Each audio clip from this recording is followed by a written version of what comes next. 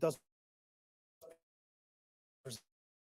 present a moment for reflection on a long and dedicated of Scotland's people on Her Majesty's final journey. Her Majesty's deep fondness for Scotland was well known. It is here that Queen Elizabeth chose to spend her most private family moments each summer. And it is within the halls and gardens of the Palace of Holyrood House that Her Majesty welcomed thousands of community leaders, volunteers, artists, activists, faith leaders, and essential and key workers in recognition of their service to Scotland. Presiding Officer, on behalf of the people of Scotland, I send my thoughts to King Charles and the royal family in their private remembrance tomorrow. Thank you, and I call Douglas Ross. Thank you, Presiding Officer. Tomorrow our thoughts will be with the King and the royal family on the first anniversary of the passing of Her late Majesty Queen Elizabeth II. 12 months ago, thousands of Scots gathered as her cortege made the final poignant 6-hour journey from Balmoral to Holyrood Palace as she had wished. Flowers marked the route in Ballater, bagpipes played in a boyne, farmers lined their tractors on the roadside, and thousands stood on the Royal Mile to pay their last respects. Our late Queen brought the country together in her life and in her death. The late Queen cherished Scotland, and in her passing, the country showed how much it cherished her. Tomorrow marks 1 year since we lost our late Queen, but every day since then we've remembered her warmth, her leadership, and her unstinting and dedicated service to this country for 70 years. Thank you. Thank you, and I call Anna Sarwar.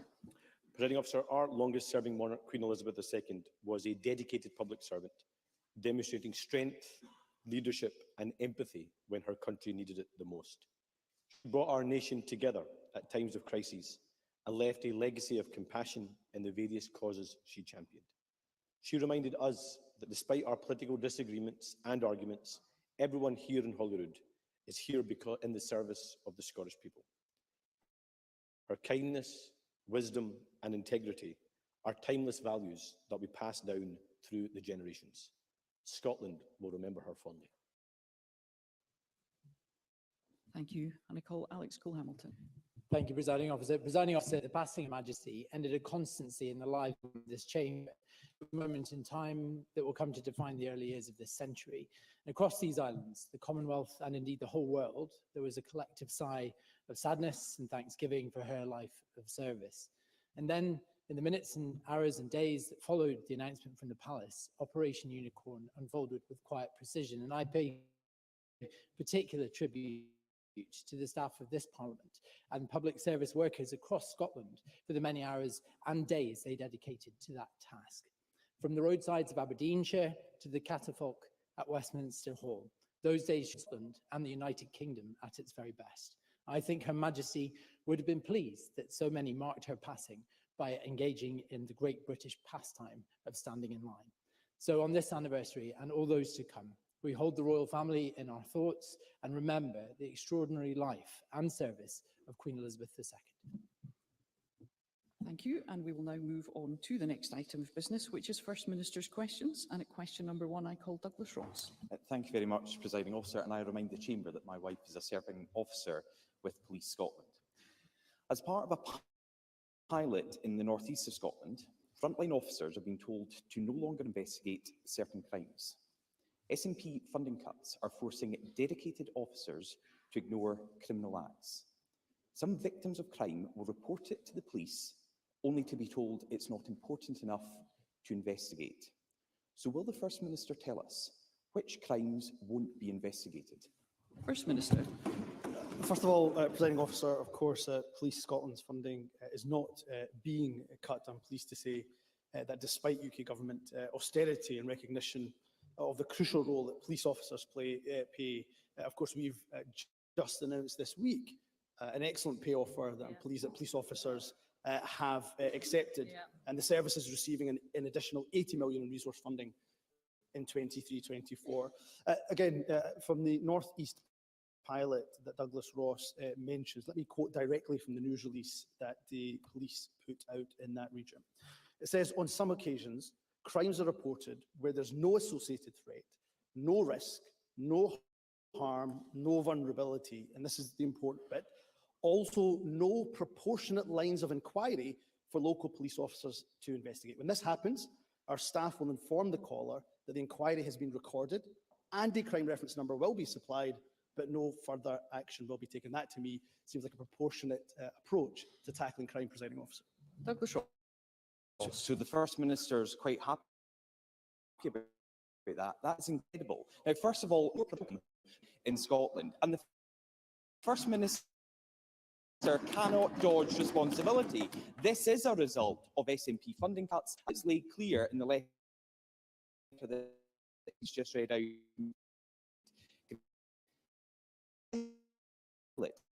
It's unfair in communities in the North East receive a poor service despite paying their taxes like everyone else. In response to this, the Scottish Police Federation Chair David Threadgold said, areas could be at increased risk as criminals target places where no crime won't be investigated. Now, Humza Yousaf experiment happened in Glasgow, so why is he content to let victims in the North East go without justice? First Minister. That is complete and utter nonsense, turning one community in Scotland against another community in Scotland. What else would you expect? What else would you expect from the divisive Conservatives? This, of course, is a policing operational matter. Let me pull up Douglas Ross on a couple of points. First and foremost, Scotland has more police officers per capita than England and Wales. And of course, on significantly higher pay here in Scotland, because we believe in paying our police officers fairly. In Scotland, we have 30 officers per 10,000 of the population in Scotland. That compares to 25 in England and indeed in Wales. Let me go back to the central point. What people in Scotland, whether they're in Glasgow or the North East, care about is ensuring that recorded crime is at low levels. And I'm pleased to say under this SNP government, recorded crime continues to be at one of the lowest levels ever since 1974, down 42% since 2006-2007.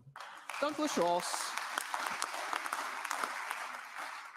North East families shouldn't be paying the price for SNP funding cuts, and that is what is happening here. The Scottish Police Federation said this pilot could set a dangerous precedent. Officers are warning that this could be a slippery slope unless Humza Yousaf steps in with more funding. And even today, Audrey Nicholl, the SNP, MSP and convener of this Parliament's Justice Committee, has raised concerns about what is happening in the North East of Scotland. So will the First Minister tell us, is he going to act on these concerns, or is he going to let this happen across the country? First Minister. If Douglas Ross does not correct the record after this session, then he is frankly happy to be inaccurate and misleading. Because let me read again the facts. We are investing 1.45 billion in policing in 23-24, increasing the resource budget, increasing by 6.3%, an additional £8 million. So any suggestion that we're funding free, untrue. Let me go back to the North East police, the press release that was sent out by the police in the North East, because this is an operational matter. Again, if crimes are reported and there's no associated threat, risk, harm or vulnerability and no proportionate lines of inquiry, then of course officers will give a crime reference number, the crime will be recorded, but no further action will be taken. So on this side of the chamber, Presiding Officer, we are ensuring our police are funded, we're ensuring there's more police officers on the street, but crucially, we're ensuring that recorded crime remains at one of the lowest levels in 42 years. Douglas Ross. I think if anyone's going to be correcting the record, it's the First Minister, because of course we know that the Police Scotland's budgeted officer establishment has reduced from 17,234 to 16,600. There are less police officers on the beat in Scotland, and they're being told not to investigate crimes. And why are they being told? It's because of funding. And if the First Minister won't believe what I'm saying, maybe he'll listen to Deputy Chief Constable Fiona Thompson. She said the force is facing hard choices. She continued, the levels of service we provide to the public will inevitably reduce. First Minister, this is a direct consequence of SNP funding cuts. Officers don't have the resources to do their jobs. People who report crimes will be told, tough luck, and it's open season for criminals under the SNP. So why is the First Minister telling offenders that they can break the law and get away with it here in Scotland? First Minister. Douglas Ross, with that question, demonstrates why he should never, ever be allowed to be First Minister of this country. Panicking people, alarming people, sensationalism, all for cheap political headlines, Presiding Officer, is what Douglas Ross is interested in. What we're interested in, Presiding Officer, is results. Those results see more police officers in Scotland than other parts of the UK per head. What we see is further investment in our police in comparison to the previous year. What we also see is lower recorded crime rates here in Scotland than when we took Let's office. hear the First What Minister. I would say to Douglas Ross is when he talks about difficult public finances, they're difficult because of Westminster austerity, because of cuts to our budget, because of austerity, because of course, the disastrous mini-budget that Douglas Ross just under a year ago demanded the Scottish Government follow Liz Truss's path. And now he wants to see tax cuts for the wealthy. So we'll continue to invest in our public services. And let me just say, when it comes to the public finances, Douglas Ross has no credibility whatsoever. Question number 2, Anna Sarwar. Presiding Officer, the news this week of the risk of reinforced autoclaved aerated concrete known as RAC in our schools is causing understandable anxiety for parents, pupils and staff. The Government have confirmed that 37 schools have been identified as containing RAC. So can I ask when the Government first became aware of the issue and what steps it took? And also, will the Government commit to publishing the list of the schools impacted so parents and pupils have at least some of the answers they deserve? First Minister. Can I thank Anna Sawar for his question.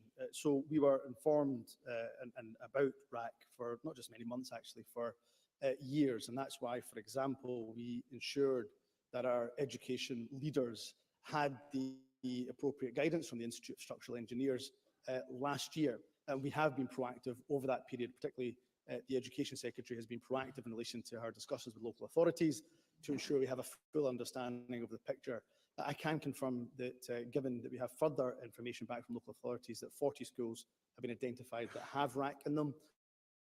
And of course, the appropriate mitigations have been put in place. In terms of Anna Sawar's direct question, I think it's a very fair question.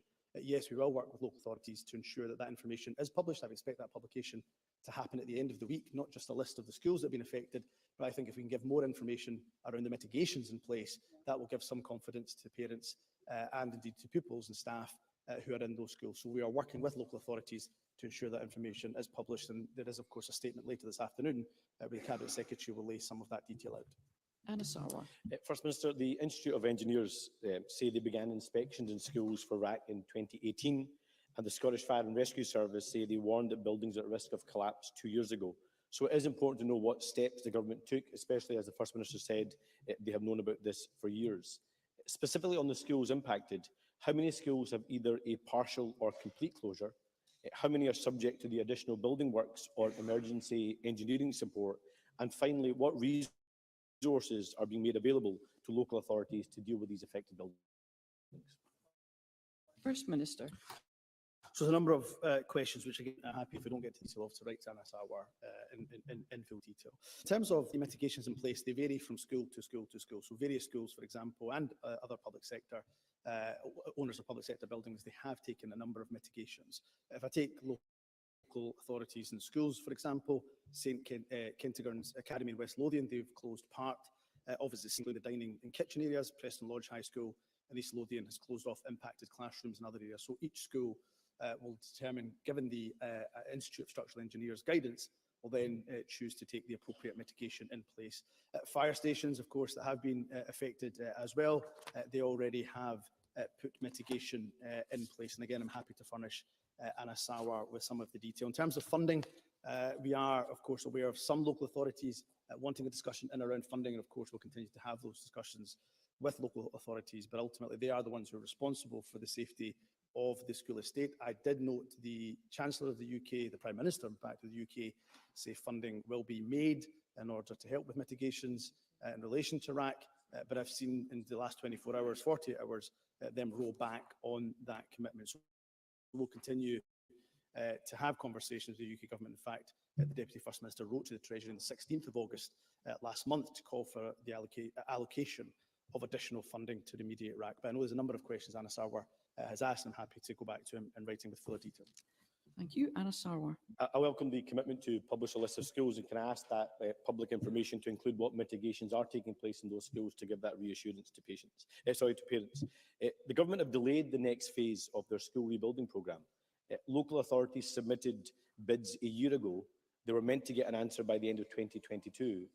And we know that at least five of the schools on that list contain RAC, although I suspect that number will be far higher. Those schools are still waiting, so this must be dealt with urgently. And this issue also goes beyond our schools. We know that 255 NHS buildings across Scotland are being surveyed for suspected RAC. So can I ask the First Minister when these surveys will be completed, when we'll have a complete list of all public bodies affected, and how soon will we have a timetable for any required remedial action so we can give patients, staff, parents and pupils the reassurances they deserve?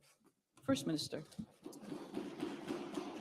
Again, I'm more than happy to furnish Anna Sarwar with further detailed writing if I'm not able to get to all of the questions he answers. In terms of the school estate, we'll be making a decision on LEAP imminently, but we are also now looking at that programme through a RAC lens. I think it's important for us to do so. This government does have a good record when it comes to building schools, or indeed substantial refurbishment of schools. Since 2007-8, we've had 1,098 school builds, or indeed substantial refurbishment projects that have taken place. And of course, Anna Sarwar will be aware that school estate statistics came out just a couple of days ago, and they show that 91% of schools in Scotland had a good or satisfactory condition rating. That's significantly improved from when we first took office. In terms of the NHS, that a major study is already very much underway. NHS Scotland Assure are leading that. The desktop review exercise that took place showed that 254 buildings have two or more characteristics consistent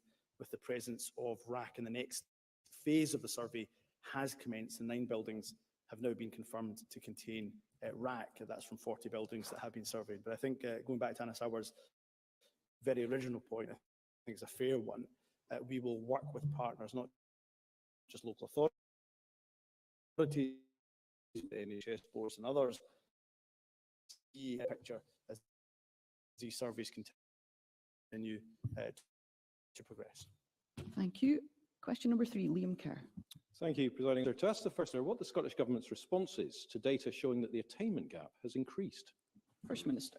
In fact, the poverty-related attainment gap is narrower than it was pre-pandemic for National Fives, for Hires and Advanced Hires. This shows progress in education recovery and closing the poverty-related attainment gap over the longer term.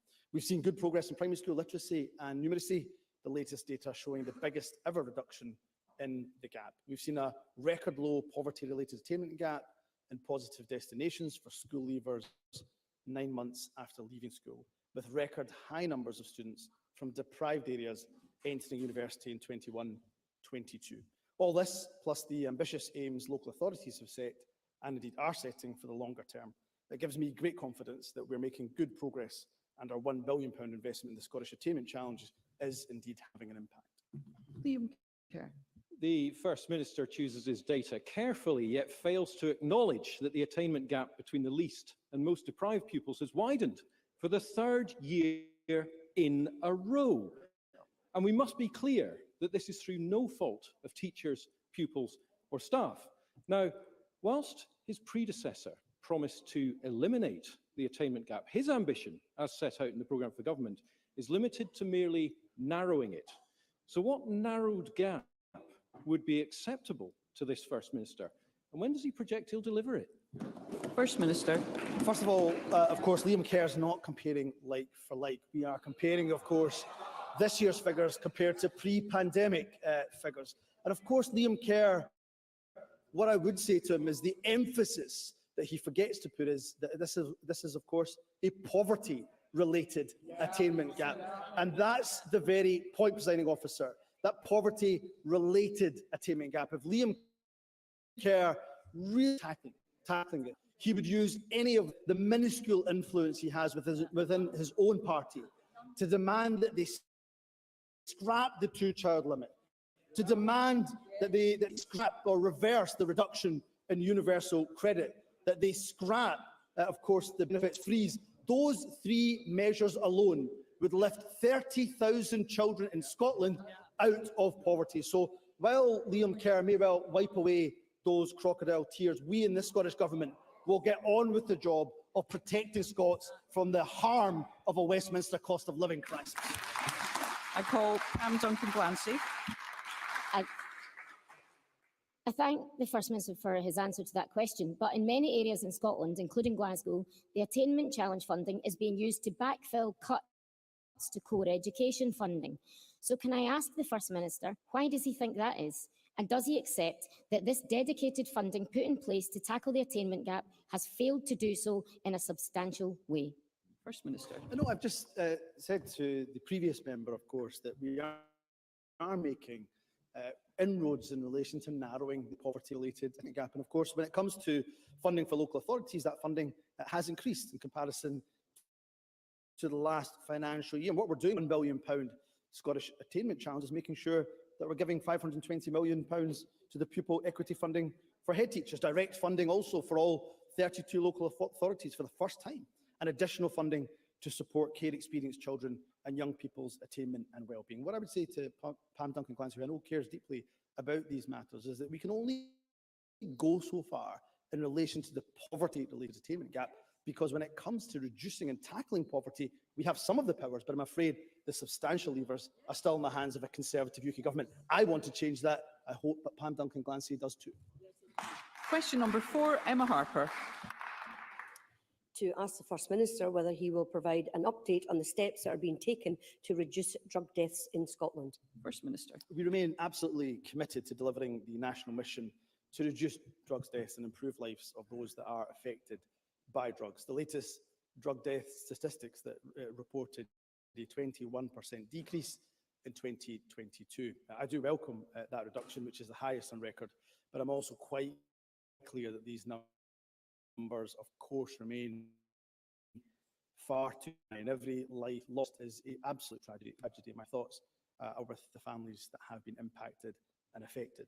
That's why the national mission includes an additional £250 million investment over the course of this Parliament to improve services and backs radical approaches that are evidence-based, and that phrase is absolutely crucial, whether that be a proposal to establish a safer drugs consumption facility or arguing for drug law reform. The Minister for Drugs and Alcohol Policy will make a statement later this month to update Parliament more fully.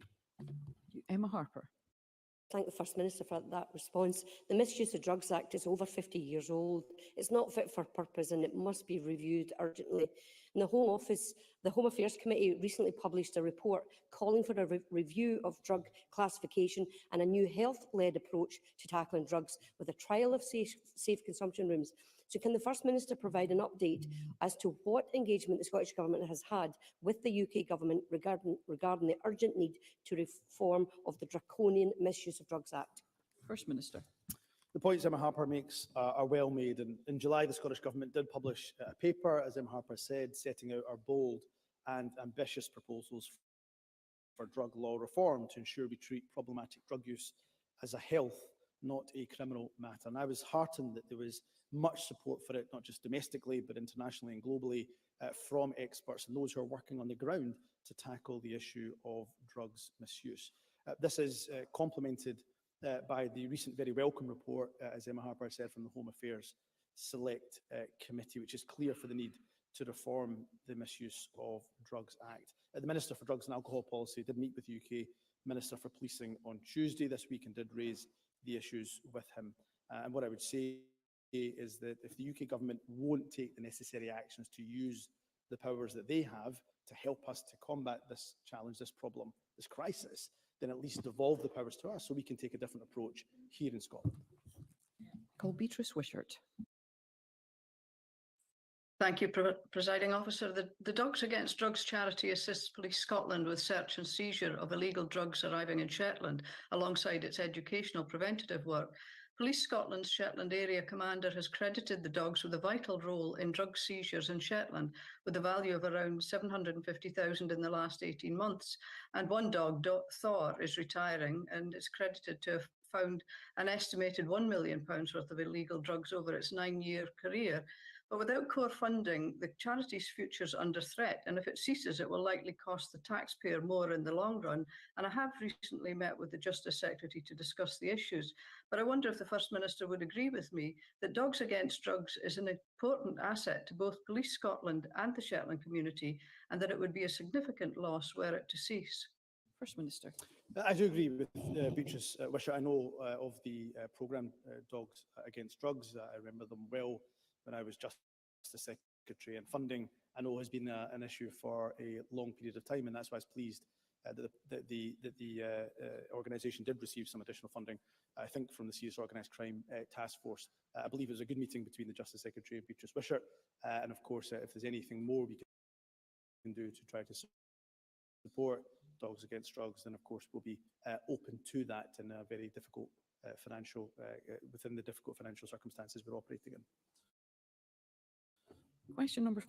To ask First Minister, following the publication of NHS Tayside's due diligence review of documentation held with Professor Jamel, whether the Scottish Government will immediately approve an independent public inquiry. First Minister. This is a deeply important issue, and I can inform the Chamber today that Health Secretary Michael Matheson will use his statement to the Chamber this afternoon to confirm that the Government has decided to commission a full independent public inquiry.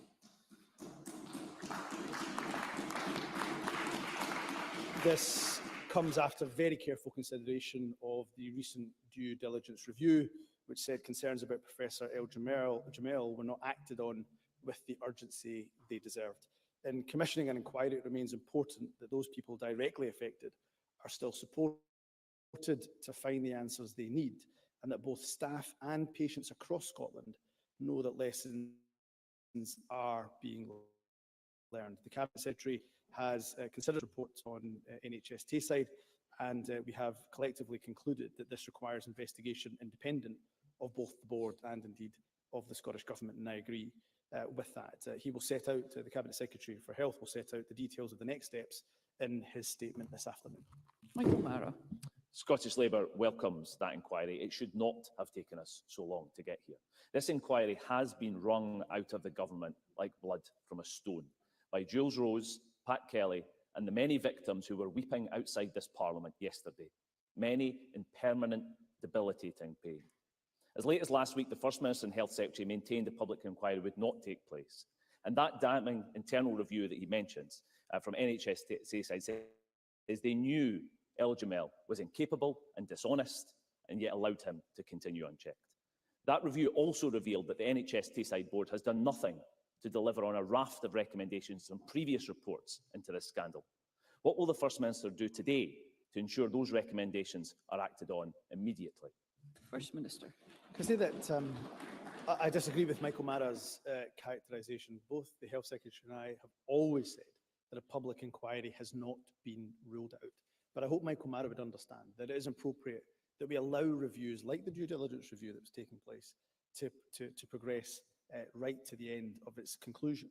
And in doing so, having seen the extremely disturbing detail of that due diligence review, the Cabinet Secretary for Health, and we discussed this at Cabinet on Tuesday, the Government has come to the conclusion that a public inquiry is therefore necessary because of the failings that report has exposed. So let's be clear about two things. First and foremost, that Professor El Jamel is responsible for his despicable actions, but where there are systemic failings, then they must absolutely be exposed, they must be interrogated, and lessons must be learned, and that's why public inquiry is so importantly. And secondly, let me agree in a point of consensus with Michael Mara, that while many MSPs, I have to say, deserve credit for raising these issues, it is, of course, to the credit of the brave patients who have spoken out about the suffering that they have during Jules Rose, Pat Kelly, and many others that have raised these issues. They deserve the credit for this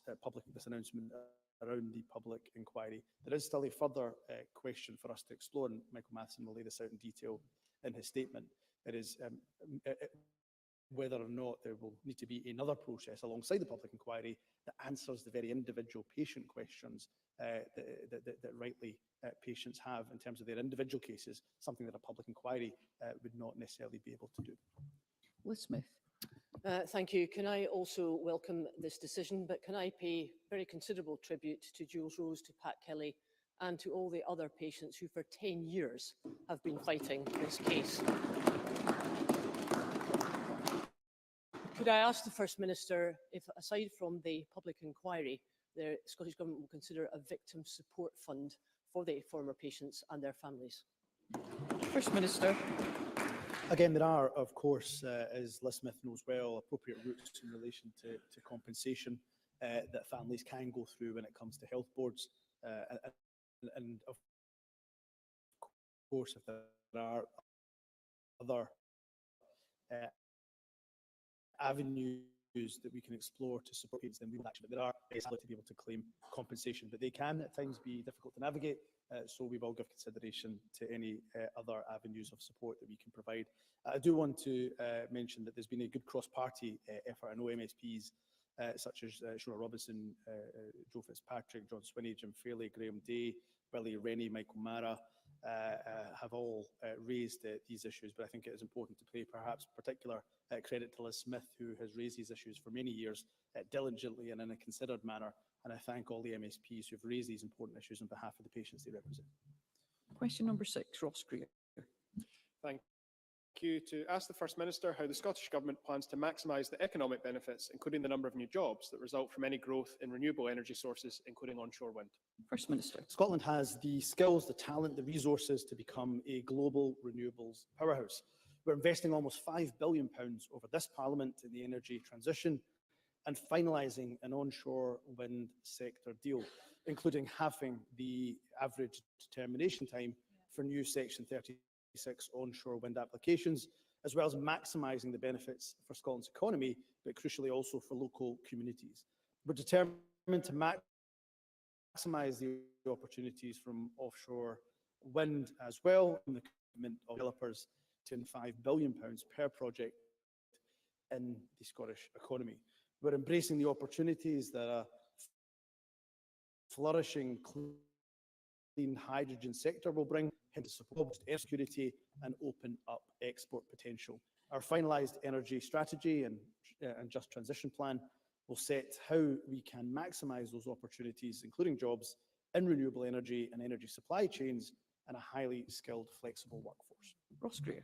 Thank you. Thank the First Minister for that answer. Wind power in Scotland is growing. That's good for our climate, jobs and our economy. In fact, onshore renewables grew last year at almost twice the rate in Scotland than in England. And this programme for government will further unlock growth in green energy.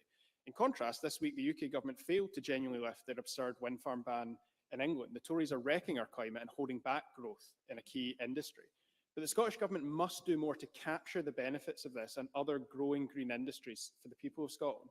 So can I ask the First Minister how the new green industrial strategy and the sector deal for onshore wind will create new jobs and supply chain opportunities across Scotland? First Minister. Ross Greer is absolutely right about the damning approach that the UK government have taken in the face of all the scientific evidence of the climate catastrophe that is unfolding right now.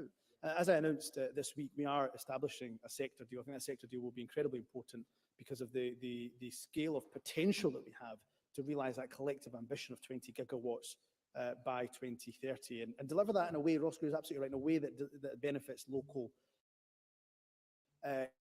communities. And that's why this deal that we are negotiating will enable increased investment in skills training and indeed in additional investment in communities. It will create pathways for long-term sustainable energy jobs, supply chains, with a focus particularly on the circular economy opportunities.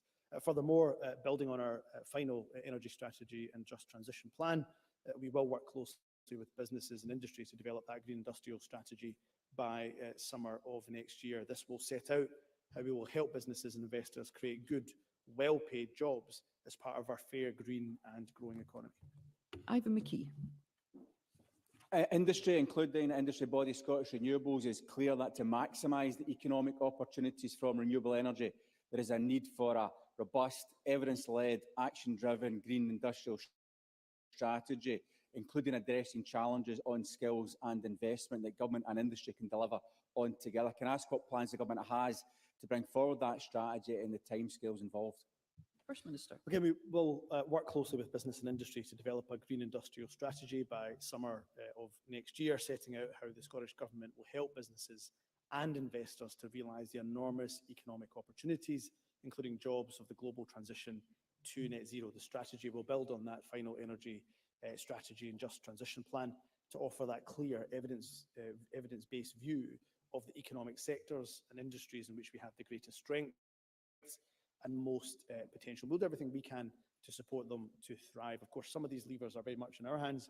Many of them, particularly when it comes to incentives, tax incentives, financial incentives, lie with. And that's why I wrote to the UK Government this week to urge them to have a discussion in around some of the good ideas that I think were in the Hunter Foundation report by Sir Tom Hunter's Foundation, around using the economic levers, whether they're in the Scottish Government's hands or indeed in the UK Government's hands, to their maximum effect to boost growing sectors like the renewable sector in Scotland. Thank you. We move to general and constituency supplementaries, and I call Alexander Stewart. Thank you, Presiding Officer. First Minister, over recent weeks there have been continued disturbances at the new prison facility HMP YOI Stirling, which is causing great distress to local residents. The incidents include screaming, shouting, swearing and banging coming from the prison at all times of day and night since it opened. Therefore, First Minister, what action can the Scottish Government put in place together with the Scottish Prison Service to tell and rectify these disturbances, which are being described by locals as a living hell, and support these vulnerable offenders?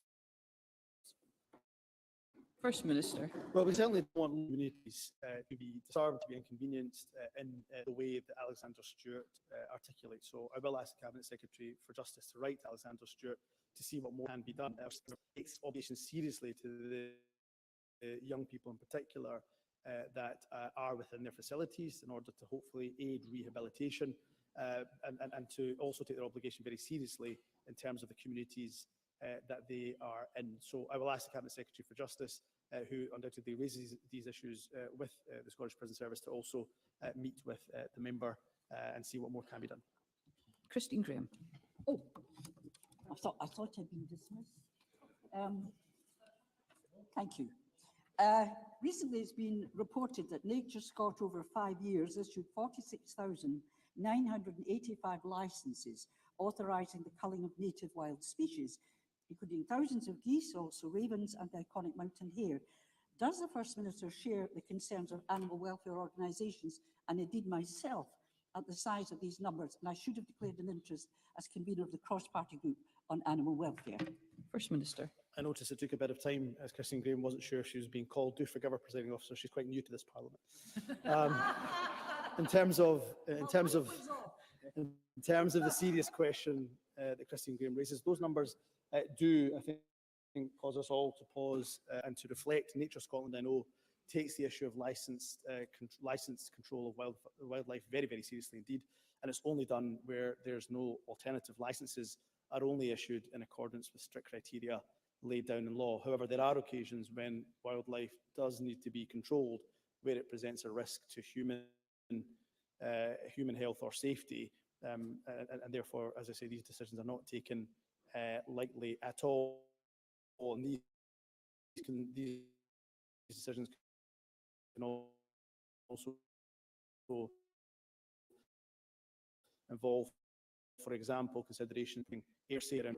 We will undertake a full review of the species licensing system during this Parliament, but I will also ensure that the appropriate Cabinet Secretary and Minister investigates the numbers that have been raised by Christine Graham and writes back to her with a fuller response. Jackie Bailey. COVID rates are rising and 2 wards at the Vale of Leven Hospital have been closed due to COVID. The number of beds occupied in hospitals across Scotland is also going up, putting even more pressure on the NHS. Now, we know that vaccination is an important line of defence, yet there appear to be problems with the vaccination programme. A couple in their 70s booked for their COVID and flu vaccinations, but when they arrived this week at their vaccination centre, they were told that there was no COVID vaccine available. They and 350 other people were sent home. Can the First Minister tell me if he is aware if there is a problem with the supply of vaccine, and when will COVID vaccines actually start?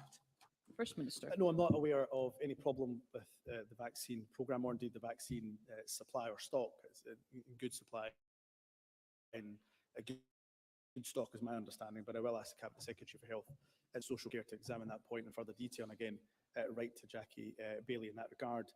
Jackie Bailey is absolutely, the vaccination is the best form of defence in relation to COVID, and we can't, and we are not as a government complacent about the fact that COVID is still within our communities, still harming people, and of course still causing impacts to our public services, including our NHS. And the very specifics, if Jackie Bailey would be able to furnish us with the details, I'll ensure that specific incident is looked, or those specific incidents are looked into, and we'll give her assurance around the vaccination supply and stock. Ruth Maguire. Thank you, Presiding Officer. The disaster of Brexit that Scotland didn't vote for has, amongst other things, narrowed opportunities for some of our young people. With that in mind, can the First Minister update me on what proportion of school leavers have gone on to positive destinations? First Minister. Well, this summer we had very encouraging statistics indeed that showed that over 93% of 21-22 school leavers were in a positive destination 9 months after the end of the school year. That's the highest level since comparable data was first gathered in 2009-2010. And the member is, of course, right to note that Brexit has narrowed opportunities for young people. And one of the most damaging examples of this has been the UK's decision not to participate in Erasmus+. We're determined to ensure young people, particularly from our most disadvantaged communities, can benefit from educational exchange opportunities. And that's why in the programme for government, I committed to developing the Scottish Education Exchange Programme, delivering some of the opportunities to our young people which Brexit has robbed them of. But I'm afraid anything we do as an alternative to Erasmus Plus will never quite be as good as the programme, the Erasmus Plus programme in the European Union. And those in Scotland know that the only way Scotland will be able to rejoin the European Union is as an independent nation. Rose McCall. Thank you. The First Minister will be aware of the repeated desecration of the Snowdrop Memorial Garden at Dunfermline Cemetery. Desecration of memorials is detestable. Words cannot describe how detestable these acts of vandalism are and the emotional trauma caused to the families of babies remembered at the site. Instances like these are happening too often, and it's left to volunteers to clear up the mess left by mindless vandals. So what more can the Scottish Government do to support our local councils with funding and resources for something as simple as CCTV cameras to deter these horrific crimes and help bring culprits to justice? First Minister. McCall is absolutely right. These are despicable acts. There can be no words of condemnation that are strong enough to certainly, I think, articulate and express our horror such act desecration. In terms of more than happy for the appropriate minister to have conversations with our local government partners to see if there's anything further we can do collectively in order to deter. I would say it's really important also that we try our best to work with anybody who is who's desecrating these memorials to see if there's more we can do to hopefully divert them from such despicable behaviour. And of course the police will determine whether or not there are crimes committed and what action can be taken. I do know one of our local councillors, Councillor Naz, I know him well, was one of the volunteers who was involved in cleaning up the baby memorial. And of course I commend the volunteers for cleaning up the memorial, but it shouldn't be left to volunteers. The desecration shouldn't be taking place in the first place, and therefore the government will reach out to the local authority and see if there's anything more we can do to support them in any action that they're taking to stop this desecration from happening in the first place. Stuart McMillan. Thank you, Presiding Officer. Does the First Minister agree with me that the draconian proposals by the UK Government's Transport Commissioner about football supporters buses needs to be shown the red card? First Minister. Absolutely. I have no idea why these proposals have been touted in Scotland. I have no idea why the UK Traffic Commissioner, the UK Government think these proposals have any place here in Scotland. They're voluntary guidance, and therefore I suspect that they will be ignored, and I would support that action. I align myself very closely with the SFA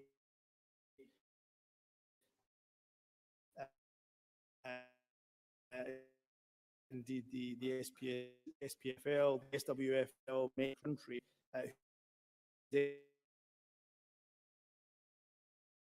most crucially, I would suggest, with the thousands, if not millions, of football fans who would be negatively impacted by these proposals. So the Minister for Sport, Marie Todd, yesterday wrote to the Commissioner to better understand where these ludicrous proposals have come from, and the Scottish football governing bodies and football fan organisations have already issued very strong statements setting out their concerns, and they have my absolute full support in this. Russell Finlay. Thank you. 3 months ago, I asked the First Minister about a murderer and rapist who received a shorter prison sentence due to new under-25 sentencing guidelines. Since then, countless other violent criminals, adults by any definition, have also had their sentences reduced. So can Humza Yousaf tell the victims, most of whom are women, why his government will not step in and scrap this weak and dangerous practice in the Scottish justice system? First Minister. Of course, the member asked the question knowing fully the answer, that these, of course, are sentencing council guidelines. They are guidelines that are not made, derived, approved by the Scottish Government. They are, of course, approved by the senior judiciary. And if they're, I know it can be often quite tempting, given how horrifying some of these cases are, and the cases that Russell Finlay mentions are absolutely horrifying. So I can understand the temptation for MSPs to demand that the government takes action. But of course, if we were to do so, we would be interfering in the very independence of the cornerstone of law. So sentencing decisions are very much for the independent judiciary. I'm sure they will have heard the concerns that Russell Finlay, the concerns that many members have raised.